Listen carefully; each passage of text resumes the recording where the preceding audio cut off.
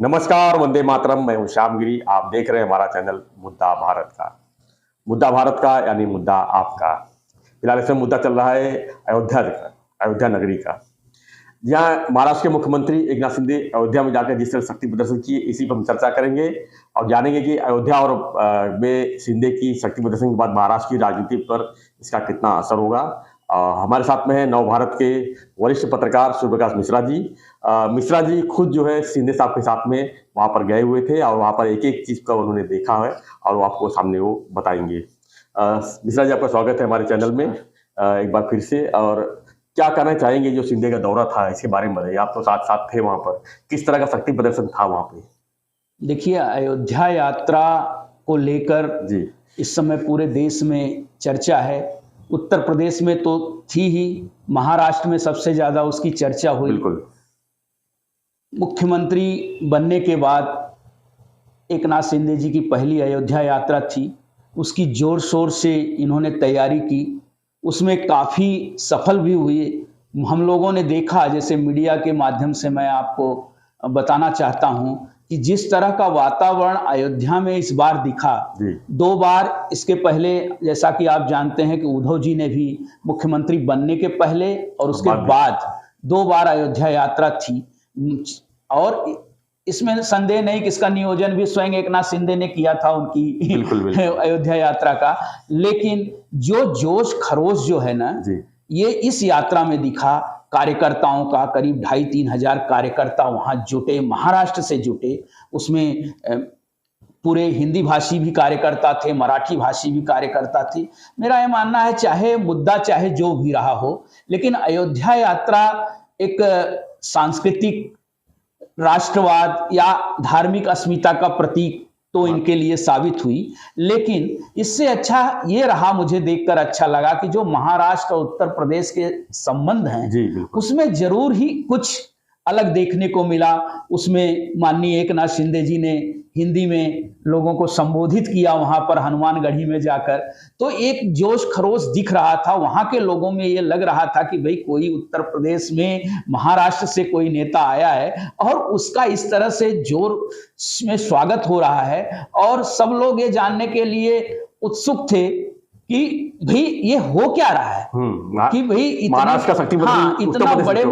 इतने बड़े पैमाने पर महाराष्ट्र से लोग आए और उन्होंने दर्शन किया। यहाँ काफी सरयू नदी पर महाआरती हुई, उसमें भी बड़ी संख्या में जुटे। इवन भाजपा के नेता भी, स्वयं उप मुख्यमंत्री देवेंद्र फडणवीस जी वहां मुख्यमंत्री जी के साथ गए, इनका पूरा मंत्रिमंडल साथ में था। तो एक अलग तरह का माहौल इन्होंने बनाने की कोशिश की है। और हालांकि एकनाथ शिंदे जी ने कहा कि ये राजनीतिक मुद्दा हमारे लिए नहीं है, ये हमारे लिए आस्था और विश्वास का विषय है। लेकिन कुल मिलाकर देखा जाए तो इससे ये तो साबित हुआ कि महाराष्ट्र और उत्तर प्रदेश के जो संबंध हैं, इससे थोड़े मजबूत होंगे। आपसी विश्वास और भाईचारे की जो भावना है, हिंदुत्व की भावना तो एक अलग चीज है, लेकिन जो आपसी प्रांतवाद का मुद्दा होता है और चीजें आती हैं, एक नजरिया होता है देखने का उत्तर भारत की तरफ। मैंने देखा कि यहां से बहुत बड़ी संख्या में मराठी कार्यकर्ता गए थे, वो हतप्रभ थे देखकर कि हाँ, वाह वाह, वाकई इतनी सुंदर अयोध्या बन रही है, वाकई इतने सुंदर, इतने अच्छे रोड उत्तर प्रदेश में हैं। जो उत्तर प्रदेश के बारे में उनकी जो भावनाएं थी या उनके जो विचार थे, वो बदले इस माध्यम से। तो मुझे लगता है कि ये एक अच्छी शुरुआत है जी। तो आपको क्या लगता है मिश्रा जी, पत्रकार के हिसाब से अगर बात किया जाए तो क्या लगता है कि जो इतनी बड़ी संख्या में कार्यकर्ताओं को, मीडिया को, प्रेस वालों को जो इस तरह सीधे सब ले गए वहां पर, इससे क्या जरूरत पड़ी उनको ये सब करने की? नहीं, देखिए, अयोध्या एक इस समय पूरे विश्व का एक धार्मिक केंद्र बनने की ओर अग्रसर है। हिंदू जनभावना का केंद्र है वो। और आप समझ सकते हैं कि सारा कुल मिलाकर, भले राजनीति की तरफ इसको मोड़कर देखा जाए तो ये हिंदुत्व की जो बात आती है, विचारधारा की बात आती है, तो इसमें ये तो साबित करने की होड़ लगी हुई है कि असली हिंदुत्व का या असली हिंदुत्व की विचारधारा को चलाने वाला कौन। तो इसमें, इस मामले में बीजेपी सफल रही है। उन्होंने प्रयोग किए और वो सबसे बड़े हिंदू हृदय सम्राट बाला साहब ठाकरे के बाद एक बार नरेंद्र मोदी की जो लहर चली तो उसमें हिंदुत्व का एक बहुत बड़ा ये मुद्दा रहा और उसमें वो सफल होते भी दिखाई दिए। इसके बाद महाराष्ट्र के देखिए आगे आने वाले विधानसभा या लोकसभा के चुनाव, महानगर पालिका के चुनाव हैं, तो उसको लेकर भी एक हिंदुत्व की होड़ मची हुई है। उद्धव साहब खुद सोचते हैं कि भाई मैं भी हिंदुत्व का पैरोकार हूं, तो कहीं बहुत सारी चीजें इसके अंदर काम कर रही हैं मेरे अपने हिसाब से। राजनीतिक समीकरण जहां जहां बन रहे हैं तो उन्होंने ये दिखाने की कोशिश की है, बीजेपी और शिंदे साहब के साथ जो शिवसेना की पार्टी है, तो वो दिखा रहे हैं कि भाई हिंदुत्व के असली पैरोकार हम ही हैं और इसको लेकर हम आगे इसको बढ़ाना चाहते हैं। अयोध्या में उन्होंने अयोध्या का जिक्र किया कि यहाँ जब मैंने दर्शन किया तो कंपन हुआ, मुझे खुद इसकी सुखद अनुभूति हुई। और इसके साथ साथ स्वयं उप मुख्यमंत्री जी थे, सारे मंत्रिमंडल के नेता थे। आपको ये जानकर हैरानी होगी कि हनुमानगढ़ी में एकनाथ शिंदे जी के जो सुपुत्र हैं डॉक्टर श्रीकांत शिंदे जी, उन्होंने पूरी हनुमान चालीसा पढ़ी।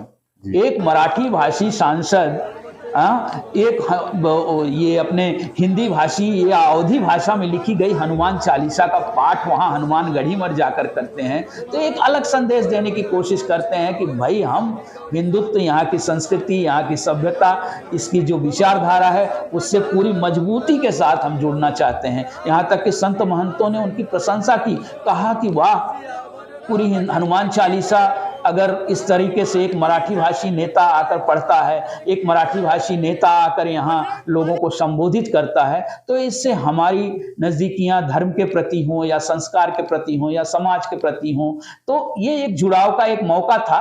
भाई राजनीति तो इसमें अलग तरीके से देखी जा सकती है, लेकिन मेरा जहां तक मानना है इससे कम से कम दो संस्कृतियों का एक मिलन होता है, बाकी चीजें विचारों का आदान प्रदान होता है। वहां के कई नेताओं, वहां के बृजभूषण सिंह जो दबंग सांसद माने जाते हैं भाजपा के, वो कुश्ती महासंघ के राष्ट्रीय अध्यक्ष हैं, उन्होंने एकनाथ शिंदे जी का, श्रीकांत शिंदे जी का, उनके मंत्रिमंडल का पूरे इनका गदा देकर स्वागत किया।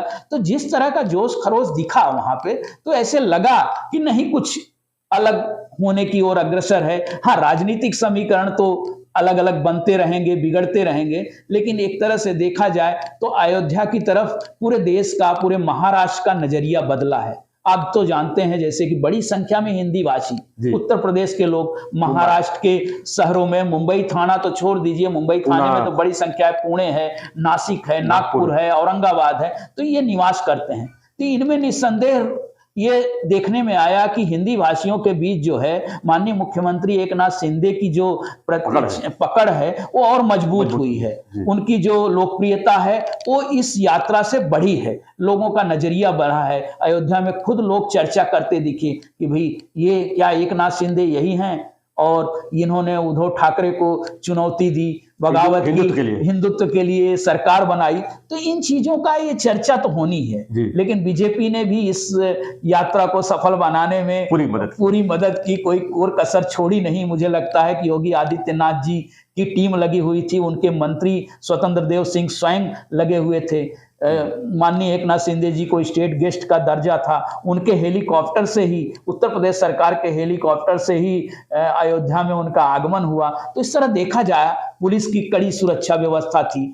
उन्होंने खूब माहौल तो बहुत अच्छी तरीके से बनाने की इन्होंने कोशिश की। पूरे एयरपोर्ट से लेकर अयोध्या तक 135 किलोमीटर, 140 किलोमीटर तक तो होर्डिंग बैनर पटे हुए थे। हालांकि इनके होर्डिंग बैनरों में पूरे योगी आदित्यनाथ से लेकर प्रधानमंत्री जी से लेकर गृह मंत्री जी का भी फोटो चमक रहा था, लेकिन इसमें ये दिखाने की कोशिश की गई कि भाई हमारी अयोध्या के प्रति जो हमारी श्रद्धा है, आस्था है, वो अटूट है।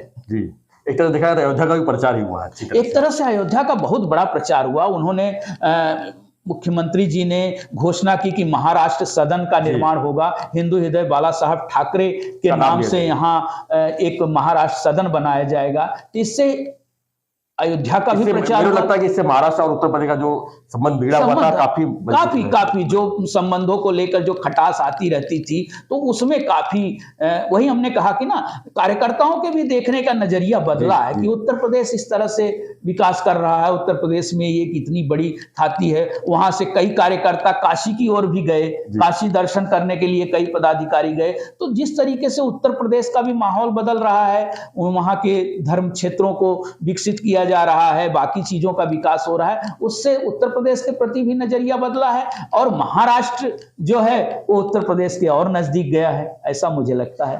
यहाँ पर जो महाराष्ट्र की राजनीतिक बात करें तो उत्तर प्रदेश पे जो जिस तरह दौरा हुआ अयोध्या में शिंदे साहब का, अब तो नाना पटोले भी कह रहे हैं हम भी दौरा करेंगे कांग्रेस की तरफ से, क्योंकि राजीव गांधी ने जो है वहां पर ताला खुलवाया। तो वही कहा ना, हिंदुत्व जो है, हिंदुत्व का मुद्दा जो है, एक मतलब एक तरह से आप कह सकते हैं कि पूरी तरह एक तरह से बहुत बड़ा छाया हुआ है, बदलाव सा दिख रहा है। और अयोध्या उसका एक केंद्र बन गया है, क्योंकि हिंदुओं के आराध्य देव भगवान श्री राम जी का भव्य मंदिर निर्माण हो रहा है और बहुत तेजी से उसका निर्माण चल रहा है। तो वो सारे पार्टियों के लिए एक हॉट इशू है, और उनको लगता है कि अगर हमने हिंदुत्व को नहीं पकड़ा या इस मुद्दे को नहीं पकड़ा तो हम कहीं ना कहीं राजनीतिक रूप से पीछे रह जाएंगे। इसीलिए शायद चाहे आप पार्टी हो जो उसको राष्ट्रीय पार्टी का दर्जा भी मिला हुआ है, तो वो भी हिंदुत्व की बात करते हैं। और इवन आप देखिए वहां की समाजवादी पार्टी है उत्तर प्रदेश की, वो घबराई हुई है, वो रामायण की बात करती है, वो रामायण पूरा उन्होंने अब रामायण की बात करनी शुरू कर दी है, राम की बात करते हैं, कृष्ण की बात कर रहे हैं। तो स्वाभाविक रूप से देखिए जनमानस जो है बड़ी आबादी है हिंदू की, इसका मतलब ये नहीं है कि वो सब पूरी तरह राजनीति, लेकिन राजनीति तो है इसमें कोई संदेह नहीं, लेकिन उस मुद्दे को पकड़ना चाहते हैं लोग। अब कौन उस मुद्दे को कितना भुना पाएगा, कितना पकड़ पाएगा, लोगों के बीच में कितने विश्वास के साथ जा पाएगा उस जनमानस में, ये तो आने वाला वक्त ही बता सकता है। तो मिश्रा जी, वैसे देखा जाए तो अयोध्या जो है सदियों से जो है ये भारत के राजनीति का एक केंद्र बना हुआ है, क्योंकि भाजपा की जो है खासकर वोट बैंक जो है अयोध्या से ही शुरू हुई, कार यात्रा से शुरू हुई, और उसमें सफलता भी मिली उनकी सत्ता भी आई उसी माध्यम से। और अब शिंदे साहब भी चाह रहे हैं कि अयोध्या के माध्यम से वो अपने आप को और मजबूती लाए, और मेन मकसद उनका वही था कि वहाँ शक्ति प्रदर्शन करने, मतलब पूरे देश में शक्ति प्रदर्शन उनका हो गया, ऐसा उनको लगता है। और इससे जो है महाराष्ट्र राजनीति में कितना असर पड़ेगा वो आने वाला समय बताएगा। और मिश्रा जी ने जो अभी बताया अपने वहाँ का आंख में देखा, उस बारे में आप क्या मानते हैं, आप हमें कमेंट बॉक्स में लिखिए, और बने रहिए हमारे साथ में, देखते रहिए हमारा चैनल मुद्दा भारत। धन्यवाद मिश्रा जी, धन्यवाद।